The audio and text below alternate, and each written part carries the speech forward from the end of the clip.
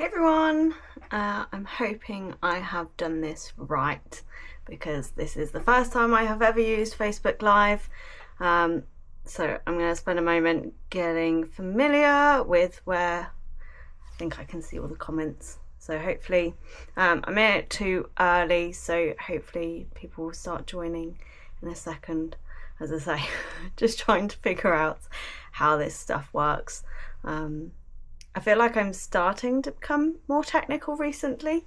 I even did my first TikTok video earlier. After years of not being involved in the craze, I have finally joined in. So I feel like I'm getting more technical, but it is taking some learning, especially social media, especially all the different platforms as well. They're all so different. So bear with me, everyone. So I can see some of you coming in. Hi Sarah, it's nice to see you joining in. Hi Melanie, hi Tia.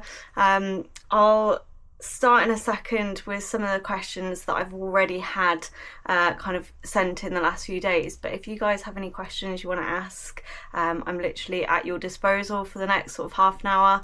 See how long you guys want to obviously stick with it, how many questions you've got, as to how long we keep going. But yeah, if you have any comments, any questions, feel free to add it into the chat. Hopefully I'll see it, because like I say, I'm still learning this technology. So I guess I'm going to start with a couple of the questions, like I say, that came in already. Probably start with some of the questions that get more about the laser itself, and then we'll chat a little bit about the qualifications, and maybe some stuff that's coming in a moment. So one of the questions, just chucked the camera at myself. One of the questions I had sent in is in terms of how frequently to treat. Now it depends on the condition that you're treating, and one of the biggest mistakes I guess people make is not treating frequently enough or giving up too early. So with laser therapy, it's an accumulative effect. So the more frequently we treat initially, the faster the response that we see. Now we typically, have two categories of acute cases and chronic cases. So with our acute cases, we're generally trying to resolve the issue with the laser. So whether it's a case of otitis, gingivitis, whether it's a mild wound, the goal is that we will have, hopefully by the end of the course of treatment, they will be fully resolved. So normally we do quite an intensive period of treatment in a short period of time. So you would start with, say, 3 treatments in the first week, 2 in the second, and then depending on what response you're getting will depend on how you then go forward. So if I've got quite a severe infection, for example, ear infection, I would probably continue that twice a week until I'm really happy with the results that I'm getting. If it was quite a mild case, I'd probably then go down to weekly until I've got full resolve. And I imagine typically around 6 treatments. So 3 in that first week, 2 in that second, maybe the next couple of weeks, 1 a week. May even have resolved before that, especially things like otitis, where if it's a mild infection, it can be quite superficial, so you don't need high dose, you don't need really intense treatments for that. So it's very much play by ear, but with acute the aim is to resolve. With our chronic cases, we start off the same, but it becomes a bit of a different we're looking to manage these cases. We're not going to fix arthritis or IVDD or degenerative myelopathy. We're there to help manage that case long term, try to slow the progression down, help to reduce pain and inflammation. So again, we start aggressively. So you'll start with those kind of 3 treatments in the first week, twice a week then, until again you're getting results. And that's a key thing, because a lot of people will do the second week and do 2 treatments and then be like, right, I've got to go down to once a week now. you don't have to move down until you're ready and you're happy with the case. So if I've got a severely arthritic patient, for example, I won't be kind of decreasing their frequency until I'm happy with their results. So if I get to that 5th treatment and I'm happy, yeah, we're seeing the results we're wanting, great, let's go to once a week, then every other week, then every 3rd week, every 4th week. If I'm not quite where I want them to be, maybe they've got, you know, multiple joints affected, they're quite severe in their level of disease, then I might maintain that twice a week until I really am happy. So don't be tempted to drop down too fast because you feel the pressure that you need to. The thing about laser is it is completely flexible, so you can choose to increase and decrease based on how that patient's responding. I always say no 2 patients are exactly the same when it comes to how often you're going to be treating. And then once you are happy, like I say, you'll then wean them down onto maintenance. So you'll do that once a week, every other week, every 3rd week, every 4th week. And maintenance for a lot of our patients, again, is very variable. So I can have some patients that every fortnight they come in routinely, and that's because, again, they're probably kind of further down the line in terms of disease progress, and we're you know, we know that when we get to that 2nd week, are they starting to show indications that maybe things are starting to creep back in again. And what we want to do is make sure with our treatment program we target them with the laser just before we start to see that. So I'll give you an example here. So if I've got an old arthritic dog and they've been coming in every 3 weeks, for example, or every 4 weeks, doesn't matter, and then the owner just says, do you know what, the last couple of days they've been really good, really beneficial, and then the last day or 2 they've just slowed down again on their walks, or maybe they've just been sleeping a little bit more again. So it's those kind of subtle signs that owners will see that go, okay, maybe let's pull the laser back a week and stick to every 3 weeks instead of every 4, or every 2 instead of 3. Equally, vice versa, if owner's like, no, yeah, they're doing really well, really happy, let's move it back a week again. So now we're going to every 3, every 4. Some cases we see them going up to every 6 weeks for their maintenance. Again, it just really varies based on health status, lifestyle, frequency that they've been having treatment, and all that good stuff. So in terms of frequency for our chronic cases, start with that intensive dose. Don't wean down too quickly unless you're happy with the results that you're getting. As long as you're happy with that response, then continue to reduce down to whatever maintenance suits them. And then if they overdo it, they've gone to the beach, they've overdone it, whatever it is, and they're a bit sore again, increase your treatments for a short period, get them back under control, and then decrease them again. So I hope that kind of answers the question in terms of how often to treat in terms of your laser. Obviously always follow your manufacturer's guidance, but that is typically what we would recommend. I know off the back of that, some people say to me, well, I just don't have enough appointments in the week to fit someone in, 3 times in that first week, or maybe they physically can't get to you. And that's not the end of the world. It doesn't mean don't treat. At the end of the day, we take what we can get in terms of we want to make that patient as comfortable as possible. Laser will still have a benefit as a one-off treatment. It's just the benefits maybe won't last quite so long. And like I say, you get that cumulative effect. So they maybe won't be quite as intense. But if, for example, that owner could only get in once a week, then fine, come in once a week, they will get benefits still. It's just it may just take that little bit longer before we really do see that kind of really intensive benefit. So if scheduling is an issue, don't let that be a reason why you don't offer treatment for that case, especially if you're a manual therapist and you're doing some body work. It might not be that we're choosing to use it for our arthritic joint, but if we know they've got some trigger points, some sore muscular points, then absolutely that's going to benefit. So in essence, make sure that you're using it in all your cases. You know, even if they struggle time-wise to get into you, do what you can.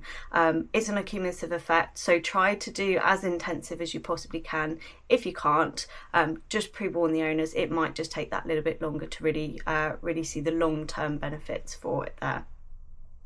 I can see other people joining us, so hi everyone. Please feel free to jump comments in. Ren, I can see you're on, and it's great to see you because I haven't caught up with you in so long. So good to see you there. But if anyone has any questions, please feel free to chuck them in the chat. I'm just going through some of the questions that I've had coming in over the last few days. So the second question I had come in was around contraindications. There's been some developments around some of the special considerations and contraindications. So some people, particularly around cancer, questioning, is it still a contraindication there?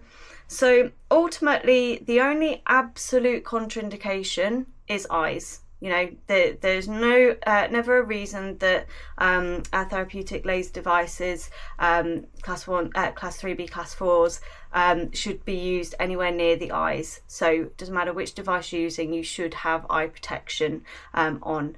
That's a big no. In terms of all the other areas, we tend to talk to them as more special considerations than absolute contraindications, because there can be some scenarios where we may still use it.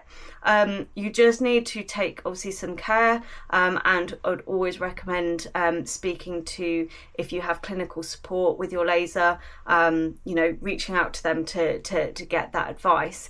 But going through them, so first one, cancer, is the probably biggest one we often talk about. Now, laser therapy is not ionizing radiation. It's not the same as X-ray radiation. So we're not going to cause cancer by using our laser devices. That's a really important key point. Where the concern is obviously we're encouraging vasodilation, cell, proliferation, metabolism, and all those good things, which can be good, but not necessarily good if you've got cancerous cells.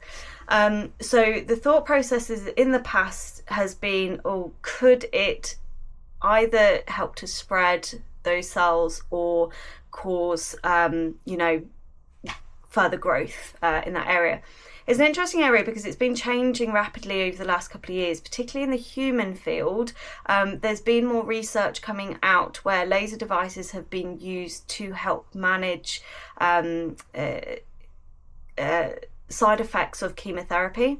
There was a study recently published that looked at it. I can't remember the type of cancer. It was in children, but the side effects, and they get horrendous pain and sores around the mouth, and it was being used for that, and there was no indication that it made the cancer worse, essentially. And there's been some, again, early signs from other research, not yet published, where they've been looking at directly using laser beam on cells in a petri dish, and whether it has or has not then impacted those cells. So I think we're at a bit of a turning point where we're now learning a bit more in terms of cancer and laser therapy. I know in the new, those of you know that I call the photobiomodulation textbook the Bible for all laser, and there is the new version that has just come out. Again, Ren, who is kind of on here, has contributed to that book, so that's why I'm so glad he's here. But there is a chapter on oncology within that textbook. So again, we've gone from kind of skirting around, not really knowing the impact, to there is more research coming in this area. In terms of how that's going to impact you clinically day to day, now, at the end of the day, we still don't 100% know for certain how safe it is. If you have a patient that has cancer already and you need to treat around those cells, what we know is laser is a localized effect. So if we knew we were treating in an area away from cancer, ultimately we're not going to be impacting that. But I think it all comes down to, at the end of the day, quality of life for our patients. it's that risk versus quality of life debate. You know, if we've got a patient that's, you know, really old arthritic, they've been on laser for a while, and they've, you know, it helps manage their arthritis, and they've developed a tumour, but we're treating well away from that tumour. Okay, what's the benefit and the risk here? Is the owner and obviously the vet, referring vet, completely on board? Have a discussion, and obviously as a multimodal team, have a discussion on, you know, what's going to be the best approach there. So I wouldn't rule it out for a patient that has cancer. I think there's a lot of factors to consider, and it's just going to be what's best for that patient at the end of the day. But watch this space on that, because I think there will be more changes and more advice coming around cancer soon. Other contraindications, so obviously we absolutely would not treat if we had an active bleed, but I always find that one a funny one, because I'd like to think if you've got an active bleed, you wouldn't be worrying about lasering, you'd be focused on getting that bleed obviously stopped. So we wouldn't treat an active bleed, because obviously, again, we're encouraging vasodilation, so it would temporarily make that bleed worse. What it won't do, however, it won't affect your clotting. So we're not going to be, you know, stopping it from being able to clot, and it, you know, it won't. What's the other one? Oh, the name's gone from me. But in essence, it won't disrupt clots. That's what I was going to say. So it won't stop it from clotting, and it won't disrupt a clot that's already formed. Sorry, I had a brain malfunction then. So that would be the advice there. And again, another common question I get around this is, if I'm doing a post-op and I want to laser it post-op, am I safe to do so? Yes, as long as you're happy you've got hemostasis and the risk of a bleed is minimal. If there's ever any concern of a bleed, just wait until a little bit later on, when that patient's back up on its feet, their blood pressure's come back up, and we're happy that the risk is really minimal there. But otherwise, you know, if the team is happy that at this point there's no reason to indicate any bleeds, then yes, you'd be absolutely fine to carry on there. Photosensitive medication. So again, this was kind of just a will it, not necessarily, oh, it will. So we've for years kind of stayed away from photosensitive medication.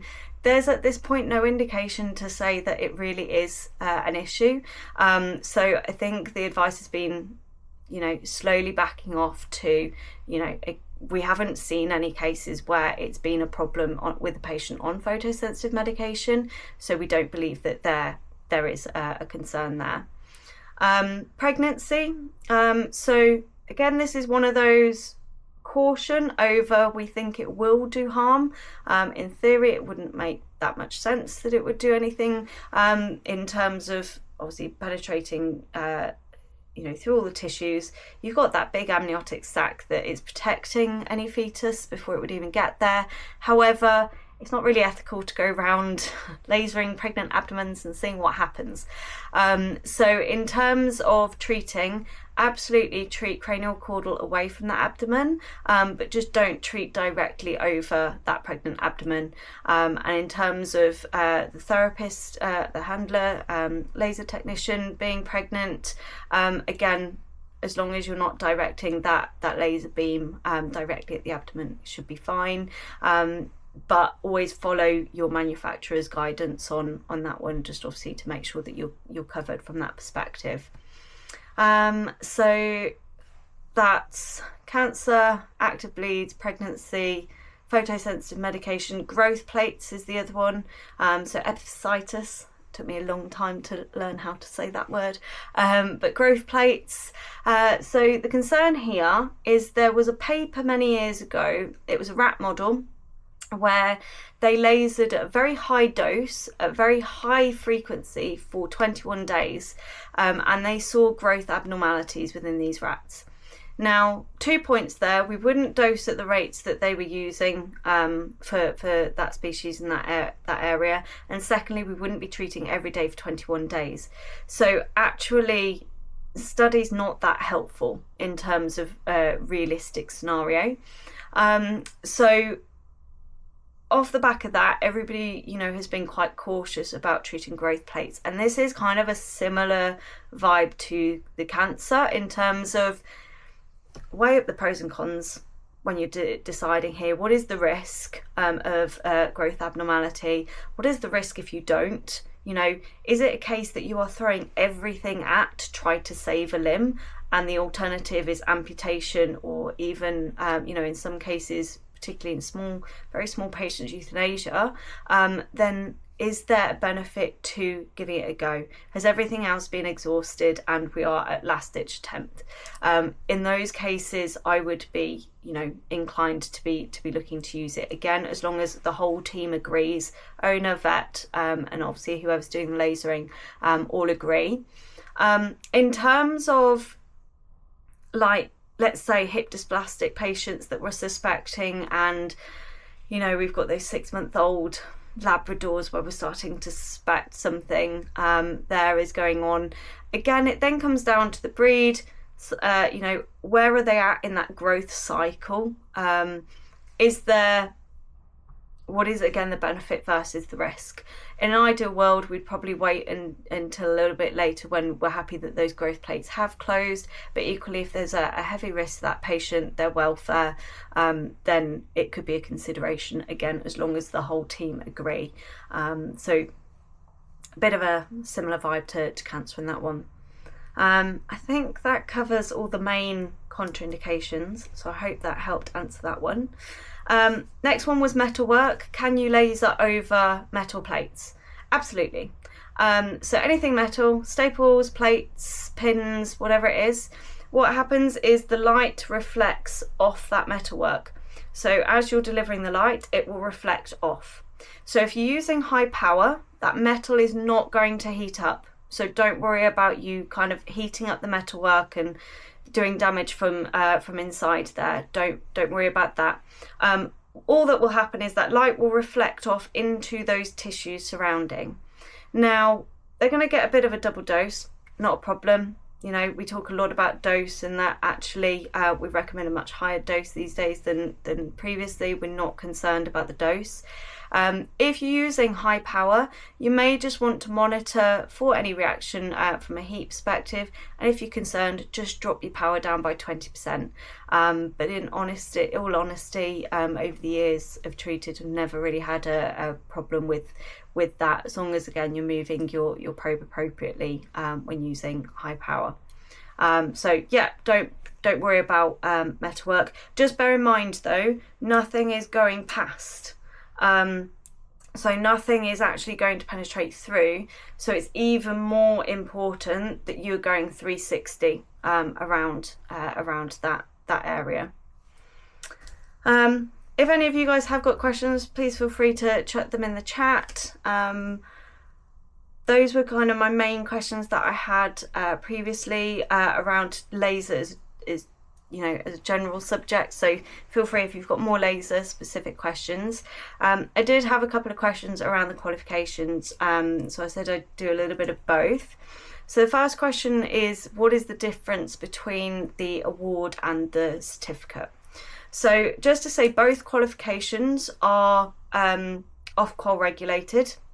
So we've gone through the entire process of making sure that it's not just CPD, it is a regulated qualification that you get, whether you do the award or whether you do the certificate. The main difference that it comes down to is the practical element. So the award kind of covers the kind of key elements of theory. So you go through photobiomodulation, physics, and a little bit more depth. You cover the clinical, so looking at all the different types of cases you can treat, because as we know, laser is not just for arthritis and wounds. We can treat so many more conditions, so exploring uses like otitis, gingivitis, abdominal conditions, thoracic conditions, things like that. It goes through the breakdown of your laser, so understanding the parameters, so understanding your wavelengths, what dose rates you're using, emission, you know, all the different settings that you might use on a laser. And it doesn't matter, I'd just like to point out, it does not matter what laser you use. The course is all about understanding the technology and the ins and outs, not any particular brand there. And then the fourth one is a health and safety unit, so understanding in more detail the health and safety that needs to be implemented. Again, that's on all laser devices, no specific types there. So those 4 units are what you cover in the award. If you do the certificate, you do those 4 units. You then do a unit on environment, so making sure that you have a therapeutic environment, and the lovely Donna Sidebotham has done an amazing webinar for us looking at the environment and little tips and tricks to help make it a calming environment. We then also did a therapeutic handling, so those of you familiar with Barbara Holding as well, we have a link with K9HS courses where you get access to their platform and do some of their mini courses as part of your coursework. Then you do 3 practical days, 1 with myself, 2 with a centre of your choice off the list of centres that we have, which are based across the country. And then you then do a practical assessment with the lovely Rachel McCooey, who helps with all of kind of the assessment for kind of all the assignments and for the practical. But it's all good fun, so it's nothing scary. So you do all that, and then you do a final unit that covers more the business implementation. So helping you to look at marketing, kind of, all the different ways you can implement it. So the certificate has 3 extra theoretical units and the practical. So that's the big difference between the 2. You can start on the award. And then if you do the award and go, actually, I'd really like to, jump up to the certificate, we can do that. And the 4 units you've done apply to the certificate. So we can just kind of shimmy those over for you. So those are the big differences there. I can see a question. So if you've spoken about this, but you said at a CPD you can use it on diarrhea cases. Yeah, absolutely. So I'll expand on that a little bit. So there was a paper that came out that was done by Dr. Joe Alves. For those of you that maybe don't follow, but Dr. Joe Alves is amazing at laser research. He is just incredible. I've had the honour of kind of spending time with him, and he works for a really amazing non-profit working police dog organisation. I wasn't going to be able to say that then. Over in Portugal, and they just have such great facilities, great dogs, and he can really look at a lot of different conditions for using laser. And one of those conditions was idiopathic diarrhea. So these dogs are high stress, high drive. They very frequently get bouts of diarrhea, and they often can struggle to kind of maintain weight, kind of maintain condition. So it's a big issue in kind of the working dog industry. So they wanted to do a direct comparison of laser therapy versus psyllium husk, which is a supplement that's commonly used to try to bind them. And ultimately, long story short, they did all sorts of different assessments. So they used the Bristol Stool Chart Index, activity, frequency of defecation, body weight, body scoring, the IBD index. They did loads of different values. And the laser therapy group did much better in all of their scoring. They had 4.5 times less the probability of having a diarrhea episode, so quite a significant drop in episodes than those on psyllium husk. And in some cases, just after 1 treatment, they were able to take a patient from completely liquid stools to fully formed stools within 24 hours after 1 treatment. So quite a significant thing there. And people will say, well, why would you use it on diarrhea? Like, why would it help there? And I always say to people is think about the basic principles of laser. Reduce pain, reduce inflammation, and obviously help with tissue regeneration as well. But when we think about diarrhea, you often have gut inflammation, you'll have gut pain, and often you'll have excess fluid, obviously within that gut tract. And we know that it helps with lymphatic drainage and helping to maybe remove some of that excess liquid as well. So actually it makes complete sense that it would help. So absolutely treat the abdomen. So you generally use a deep tissue setting, because obviously you're penetrating through into the abdomen. And how I'd normally describe treating is a bit like if you're doing an ultrasound, you would treat the same area if you were doing an ultrasound. So just split the abdomen up in terms of, you know, cranial and caudal, where the guts would sit across that kind of more cranial abdomen is where you would treat. If you were doing urinary, you'd treat that caudal abdomen, do the same thing, caudal abdomen, and around that urethra as well, because obviously we can use it for urinary. Again, pain, inflammation, then it's going to help with those cases as well. Hope that answered that question. If you have any questions about diarrhea, let me know. The other question I had, I've kind of answered, was how the practicals work. So as I mentioned, it's 3 days practical and 1 day assessment. The first day is with myself, where we kind of get comfortable and confident with laser devices, different types of devices.